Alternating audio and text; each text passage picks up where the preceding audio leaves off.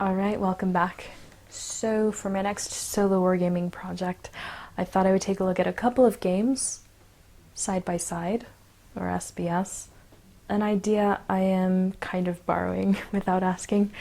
I did this before with Napoleon at Waterloo and Waterloo 20, and thought I would try it out again with Blue and Grey and Across 5 Aprils, with a heavier focus on the latter since it's the game that I was really meaning to play next. But when I saw that they both, among other battles, featured one in common, and that's on the Battle of Shiloh, and that I had enough room on this little desk here to set them both up next to each other, figured I'd take the opportunity to do this. Another reason to do so is because Blue and Grey is based on the Napoleon at Waterloo system, and for that reason, not only would it make an interesting little throwback to my first attempt at doing something like this, but also fairly basic as well. So I should be okay as long as I take it nice and slow. So set up on the right-hand side is the Shiloh scenario from Blue and Grey. I know some of it is off camera. I'll try to show you the rest here in a moment when we take a closer look.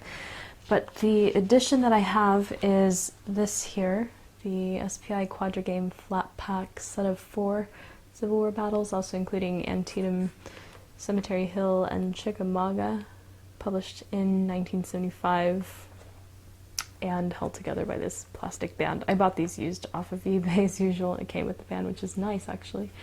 So here's a closer look at the Shiloh cover. So I'm assuming these are sold separately as well. And I think there's a Blue and Grey 2 that came out, another Quadra game, and I believe a second edition of this from a different publisher, I'm not sure. These were, each of these scenarios was designed by a different person, with Shiloh being by Christopher Allen, and all of the graphic design was done by Redmond A. Simonson. On the left, of course, is the setup for Shiloh from Across 5 Aprils, which came to me in this box. This is a Civil War Penta game, also featuring Bull Run, Pea Ridge, Gettysburg, and Bentonville. So this was published by Victory Games in 1992. It was designed by Eric Lee Smith with graphic design by Charlie Kibler. I'm familiar with these names, though this will be my first experience with one of the designer's board war games. I'm originally familiar with him through Shenandoah Studio and his work there, and of course have heard of his other work, researching these games as well. I just haven't gotten around to playing any of them. I'm assuming they're substantially more complex than this game. So there are quite a few years that span the two games, and quite a few differences in the two systems. So I'm interested in mainly seeing how differently or similarly the two play out in my learning games. Here's an overhead view of the map from Blue and Grey, with a mug here to try to block some of the glare off the plexi. Like in Napoleon at Waterloo, the hex scale is 400 meters, but instead of divisions we have brigades, and here you can stack up to 2 units in a hex, and the stacking limits are enforced at the end of the friendly movement phase. Instead of 2 factors, each counter has just 1. The unit's combat strength, an SP in this scenario is 350 men. All units have a movement allowance of 6, and that's infantry, cavalry, and artillery, so I'm not including these 2 special units, the Union gunboats.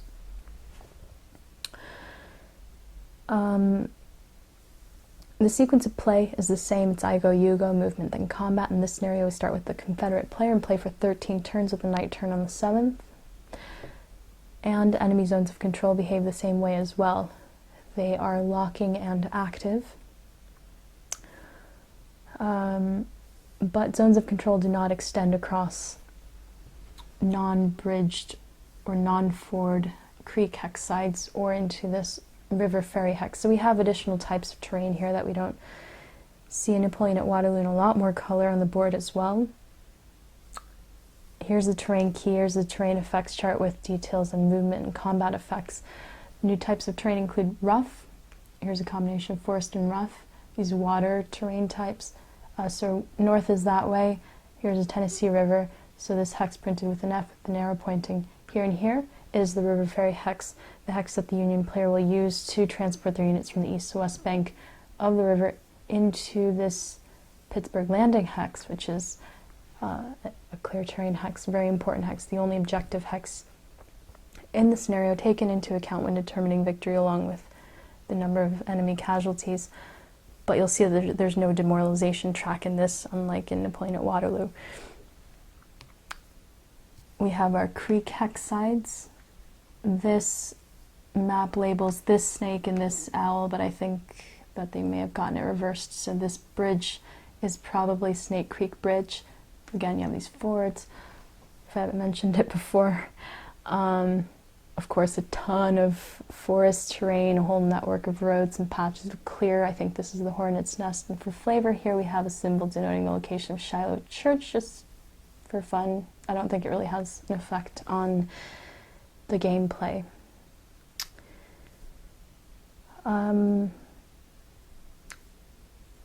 Here we have a combat results table for each player, pointing opposite directions, but it's the same.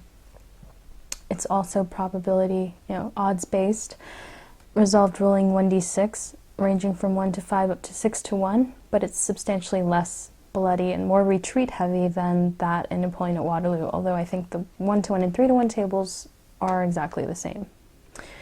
Then you have a box for destroyed units of each side. Again, this is the turn record track with our reinforcements set up all Union in this case. A bulk of them arriving on turn 6 just before the night turn. During night turns, there's no combat, no bombardments. If you're in an enemy zone of control, you remain in place. If you're not, you may not enter one. Speaking of bombardments, artillery units here have a slightly longer range of 3 hexes instead of 2. And, is there anything else to mention? We have the option to conduct a voluntary retreat during the beginning of our friendly combat phase. Remember, enemy zones of control are active. You may conduct soak-off attacks as well. And there's also the option to declare a voluntary odds reduction. I don't think we had these in Napoleon at Waterloo, at least not the basic rules. And that's declared right before the die roll, of course. And speaking of basic rules and optional rules, there's an optional rule, just one, called attack effectiveness here in blue and gray, that I think was originally part of the basic rules, later removed for the sake of simplicity, but since it's mentioned so many times, well, I'm exaggerating, a few times in the player's notes of the scenario, I think I might go ahead and use it, since we might, as they say here, get a better understanding of, quote, the main reasons that the South could not win the battle, which might be an important lesson. But I do have a feeling that I will probably prefer to play it without on future playings. So in a nutshell, if you get an attack or retreats result, that unit is ineffective until the end of the night turn, or if there's no more night turns, then the end of the game. And that means that the unit may only defend and may not enter enemy zones of control. So that's pretty brutal. No attacking. No. It states to invert the unit, flip it over, but I'll probably just turn it 180 upside down here. And I think that's pretty much it. Now we're going to take a look at the map from Across 5 Aprils, which covers a narrower portion of what's represented here, but at a smaller scale, so let's have a look. We have our starting Union forces set up on the board, with Confederate units due to arrive in the first 3 turns of this 17-turn scenario, with the night turn on the 11th. We begin at 5 a.m. on April 6th, 1862, and each day turn will represent an hour and a half of real time. So let's take a closer look at these counters. There are a set of stats printed along the bottom of each counter, which represents probably what you think it does. From left to right, the unit's attack strength, defensive strength, and movement allowance. 1 point of defensive strength is equal to roughly 400 infantry or cavalrymen, and in the case of artillery units, 3 to 4 guns. And these numbers are color-coded by formation. Generally speaking, that's Union divisions and Confederate corps. So, for example, these two Union infantry brigades are color-coded in yellow and belong to the same formation. In this case, that's the 4th Division of the Army of the Tennessee, which is probably really hard to read on camera. And what I just showed you there is that formation's movement phase marker. This is important because instead of an I go, you go system, we have a game that's based on a chip pull activation system, similar to what we saw in A Victory Denied, something I'm excited to try out again. This may even be one of the earliest examples of that mechanism. So instead of player 1 movement combat, player 2 movement combat, we have 2 segments. The first one's called the phase marker cup segment, and the second is the operations segment. So during the cup segment, we simply place all the formation markers corresponding to any units on the map and those due to arrive as reinforcements that turn into the cup, along with the combat phase marker of each player. There's one for each side. The ones that came in my copy are very well worn. They go into the cup as well unless otherwise specified in these scenario instructions. Some formations have not just one, but I think up to 2 movement phase markers that will all go into the cup if they are on the board or due to arrive. And in this scenario, they're only activated for movement when the first corresponding chit is pulled. So ignore any others that are still in the cup. And during the operations segment, you simply pull chits one by one and resolve them. So units from a given formation can only activate for movement once their movement phase marker is pulled, and a player can only engage in combat with their units when their combat phase marker is pulled. And then after that, you simply advance the turn marker. Looking back at these counters, they have a 4th stat printed on them right above the movement allowance, in this case a -1. That's the unit's morale rating, which measures, quote, how well a unit's soldiers performed in battle, representing the fact that some units historically fought much better than others, with a 0 considered average. This rating is used to modify die rolls when made when attacking and defending in combat and when resolving morale checks, which I hope to talk about later. Here's a look at the terrain effects chart, sideways. I think this is the chart that's used for all 5 scenarios, and it's also provided on the back of the player aid card, of which there are 2, one for each player, along with the combat results tables and things like that. There's a helpful depiction of each terrain type, along with the movement point cost to enter each, and column shifts in combat, and reminders down here below, such as the fact that artillery units cannot enter swamp hexes. In this scenario, I think we could ignore these 5 terrain types, as well as this down here. The hills, rough town track, and embankments. So we're dealing mostly with wooded terrain, some clear and swamp, roads, rivers, creeks, streams, fords, and bridges.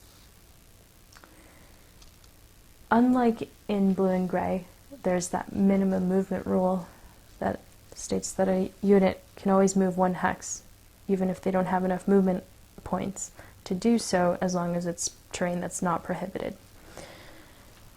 And enemy zones of control in this game are active, like they are in blue and gray.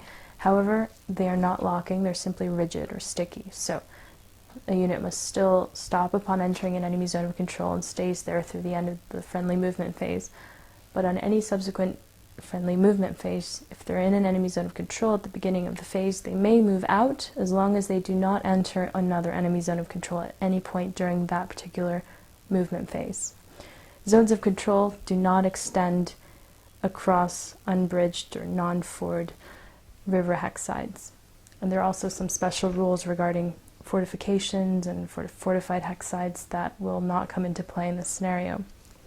Since we will not be using any of these breastwork or entrenchment markers. The stacking limit is 2 units per hex, and that's enforced at the end of the unit's movement. So if a unit is passing through a fully stacked hex via a road, for example, in this scenario, they must pay the other terrain cost for that hex. Here's a look at the combat results tables, plural. There's one for the attacker and one for the defender. These are printed on the player aid card. And they're also odds-based and resolved, rolling 1d6, one for each side. So in my game, I'll be rolling 2 different colored dice at the same time, consulting both. However, like in blue and gray, the phasing player first resolves any automatic retreats. They must retreat any engaged friendly units that have an attack strength of 0 if the unit is the only one involved in a particular attack. And the phasing player also has the option to retreat all friendly units that are in the zone of control of a particular enemy unit. And if possible, these units must conduct an extended retreat so that they're no longer in an enemy zone of control or overstacked. And for both automatic and regular retreats, units may never retreat into a hex in an enemy zone of control that is not occupied by a friendly unit. If a unit does retreat into a friendly occupied enemy zone of control, then it must conduct a roll for a morale check. And there's a morale check table on the back side of this player aid card next to the terrain effects chart. But it's really very simple. You just roll a die and apply the unit's morale rating as a modifier, and a 4+ it passes, otherwise it must immediately suffer a step loss, and it does this for each such hex. There's also a set of retreat priorities, starting with 1, a hex that is not in an enemy zone of control. 2, a hex that is in the direction of friendly lines, and you may have noticed this retreat compass showing the directions. Union units will be retreating, if possible, northeast or in the northeasterly direction. The opposite goes for Confederate units, north being that way. And retreat priority number 3 would be, let's see, a hex where the unit will not violate the stacking limit. And if it does, then it must conduct an extended retreat until it's no longer overstacked. And if it cannot, due to retreat prohibitions that also include enemy-occupied hexes or prohibited terrain, then the unit may, for the time being, remain overstacked, but overstacked units will be placed at the bottom of the stack as a reminder that they do not contribute their defensive strength to combat. However, they do still suffer any adverse combat results. And then the final retreat priority is a hex that is further away from the greatest number of enemy units than the hex being retreated from. After an automatic retreat, 1 defending unit may advance. And after a regular retreat, an attacking unit may advance after combat if all defending units in an adjacent hex are either eliminated or forced to retreat as a result of combat in which the attacking unit itself participated, and if that unit itself was not required to retreat as a result of the combat. And it states down below under advanced procedure that 1 unit and no more than 1 unit can advance into each hex from which all enemy units retreat or are eliminated. And further down below under restrictions on advance, there are a number of reminders, including the fact that artillery units can never advance. Now,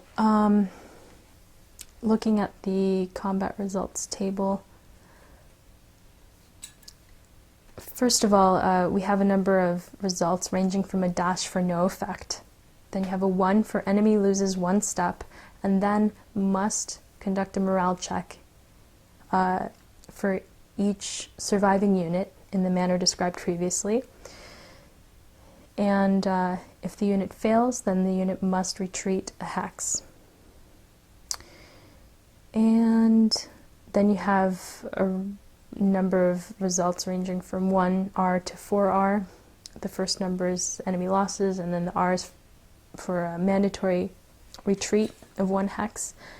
And then after that, if a unit has suffered a step loss, then you do the same thing with the morale checks to determine if any of the surviving units must retreat an additional hex.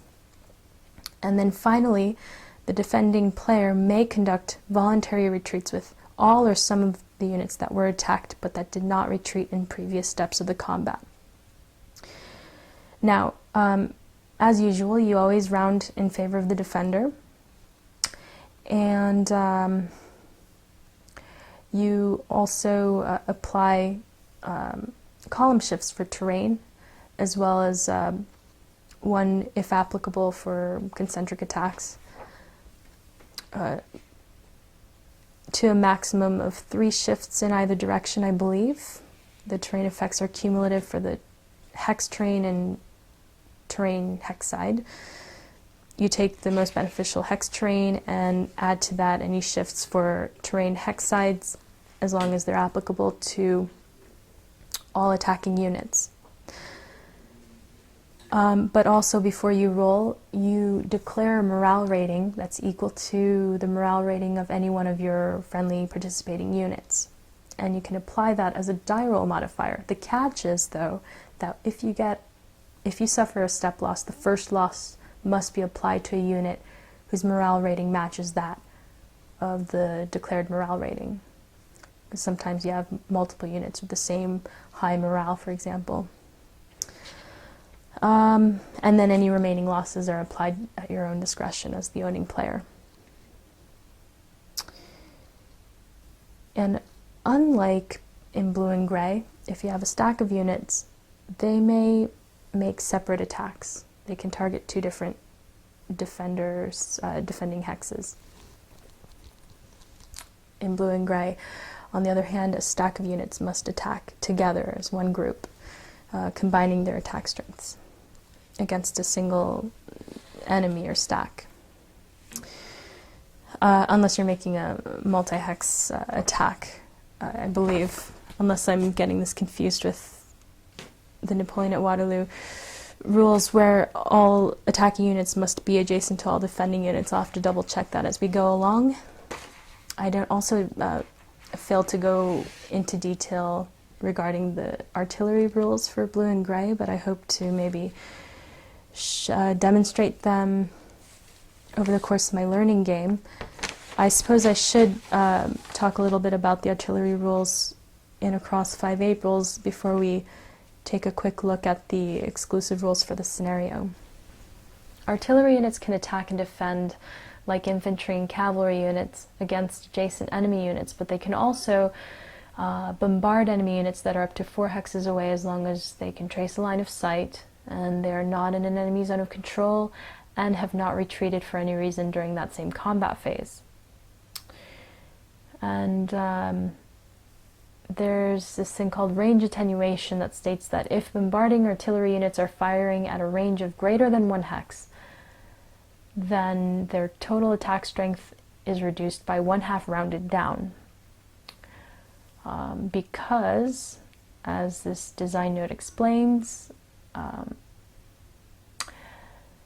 artillery of the Civil War era was most effective against infantry targets when firing at point-blank range, where it could use grape shot or canister ammunition. At longer ranges, however, these types of ammunition were totally useless, forcing artillerymen to employ round shot, which was much less effective. In this scenario, line of sight is only obstructed by woods, the only blocking terrain. And that's if it's in intervening hexes. And like in blue and gray, if line of sight runs exactly along a hex side between two hexes, one which consists of blocking terrain and another which does not, then line of sight is not considered to be blocked. And also, like in blue and gray, friendly and enemy units do not block line of sight. There are two types of bombardment combat: bombardment attacks and combined attacks. In bombardment attacks, the bombarding artillery unit is the sole attacking force. The odds must be 1 to 4 or greater, and only the attacker rolls a die. Therefore, the bombarding artillery units never suffer any combat results. Shifts for stream, creek, or river hex sides are ignored. And it's only bombarding artillery that can attack units across a river.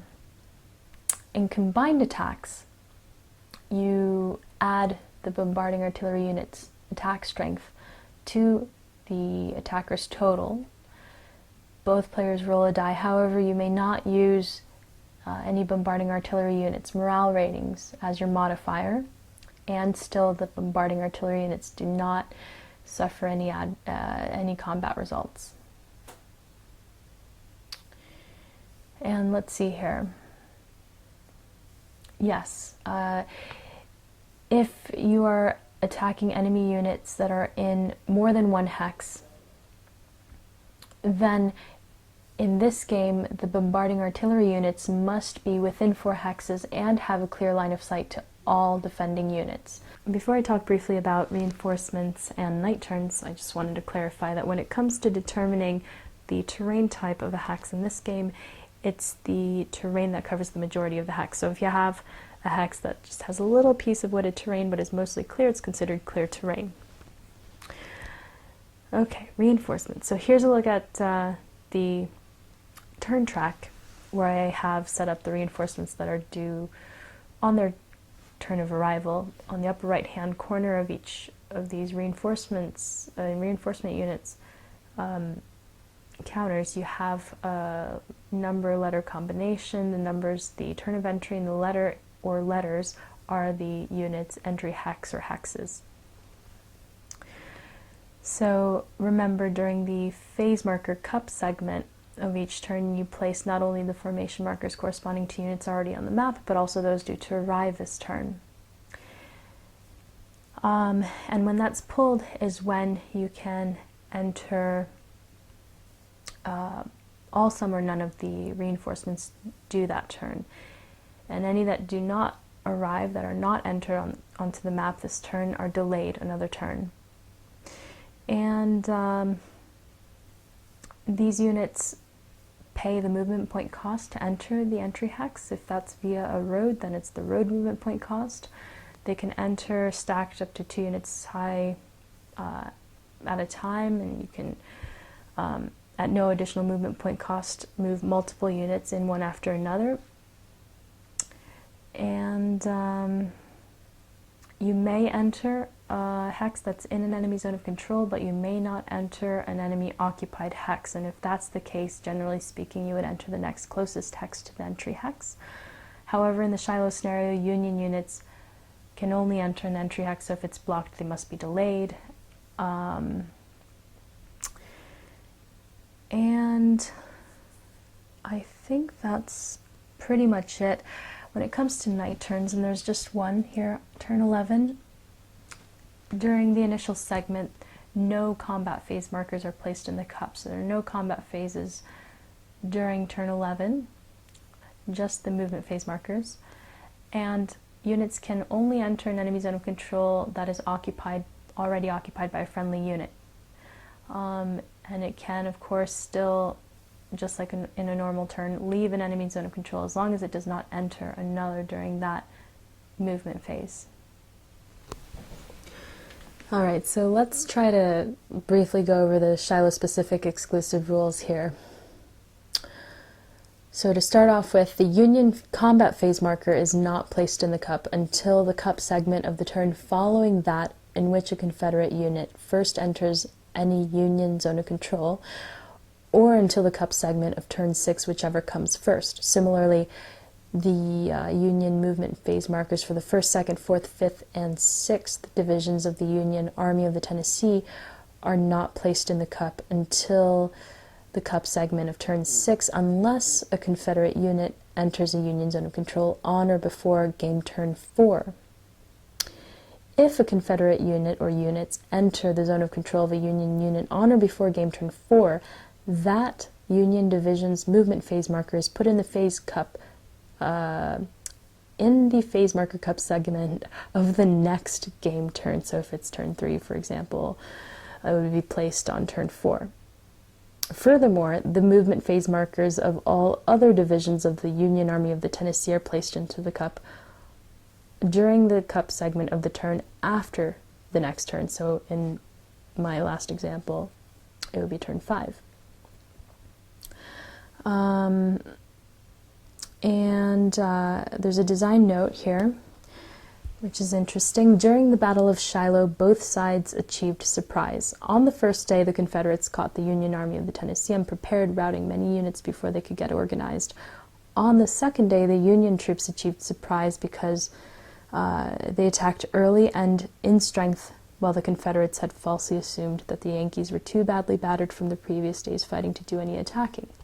So the effect of a surprise attack is portrayed in the game by automatic combat odds column shifts gained by the attacking player, applied after any shifts due to defensive terrain are applied.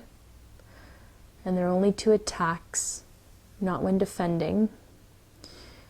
So all Confederate attacks made during the first game turn in which Union units are attacked have their final combat odds ratio shifted 2 columns to the right. All Confederate attacks made after the first turn in which Union units are attacked but before turn 7 have their final combat initial odds ratio shifted 1 column to the right. All Union attacks made during the first 4 game turns of the second day have their final combat odds ratio shifted 1 column to the right. Okay. Then we have special rules for the Lexington and Tyler, of course. They're activated by their own movement phase marker that says gunboats. And it's placed in the cup with all the rest. They arrive on turn 9 and can only move into hexes that are all or part Tennessee River and cannot enter any riverfront hex, which is a hex containing both land and Tennessee River terrain on the west bank of the Tennessee River. Each Tennessee River hex entered costs 1 movement point. And these units have, 15, a movement allowance of 15. And in blue and gray, an unlimited movement allowance. Gunboats in zones of control. They exert no zones of control and are totally unaffected by Confederate zones of control, I think similar to what we have in blue and gray. And they function like artillery units as well, just like blue and gray, and can therefore conduct both bombardment and combined attacks. They trace line of sight and suffer the effects of range attenuation exactly like normal artillery units, and never suffer any combat results when attacking, and can never advance, and cannot be the lead unit, meaning their morale rating cannot be used, and can be attacked only by bombarding Confederate artillery units, similar to what we have in blue and gray, I think. And they can be attacked separately even when stacked together. Interesting. I think that might be the same as what we have in blue and gray as well. Infantry and cavalry units cannot attack gunboats, it says here in a note. Union reinforcements that enter entry hex C, which is Pittsburgh Landing, which you see here, must pay 1 movement point to disembark in that hex. And again, they can enter the map only in their designated hex, So if it is occupied by a Confederate unit, they cannot enter in the nearest unblocked hex. Instead, they are held out of play until the entry hex is free of enemy units. And then we have our victory conditions. There are 1, 2, 3, 4, 5 objective hexes printed on the map. Here you see one, which is Pittsburgh Landing. Also included among the objective hexes are the Purdy East Corinth Crossroads, Shiloh Church, Cloud Field, and Snake Creek Bridge. So at the end of each day, you have a victory determination. At the end of game turn 10, just before the night turn, determine if either player has won the game and the extent of victory. And if neither have won, then you proceed to game turn 11 and continue into the second day. So it's just number of objective hexes controlled by the Confederate player. At 5, it's a decisive Confederate victory. At 4, it's substantial. At 3, no victory, play continues. At 2, you still end the game at substantial Union victory. 0, 1, decisive Union victory. So the only way that play can continue into the second day is if at the end of day 1, game turn 10, the Confederate player holds 3 of the 5 objective hexes. And if that's the case, then you continue through second day. At the end of game turn 17, the last turn on the turn track, you have another victory determination, which is similar. However, it's a decisive Confederate victory on 4 of 5 objective hexes, substantial Confederate on 3, and on 1, it's a substantial Union. On 0, decisive Union victory. Otherwise, at 2 objective hexes controlled by the Confederate player, it's determined by victory points, which means if at the end of game turn 17, the Confederate player still controls 2 objective hexes, the winner and victory level are determined by the ratio of Confederate victory points to Union victory points. Do not round off. Okay, so you have a ratio, for example, 2 to 1 or higher, substantial Confederate victory. And this, I think, would be based on enemy casualties. With each 2-step eliminated enemy unit at 3 victory points, 1 step at 2, and each reduced 2-step enemy unit 1 victory point. And by the way, of course, objective hex control. A player controls an objective hex if a friendly unit occupies the hex, or if a friendly unit is projecting a zone of control into an unoccupied objective hex. And if both are projecting zones of control into an unoccupied hex, then neither side controls it. Or if a player was the last to have a friendly unit move through it and neither of the 2 previous criteria apply. And then there are these optional rules. The first one here is regarding cavalry units, and it's interesting.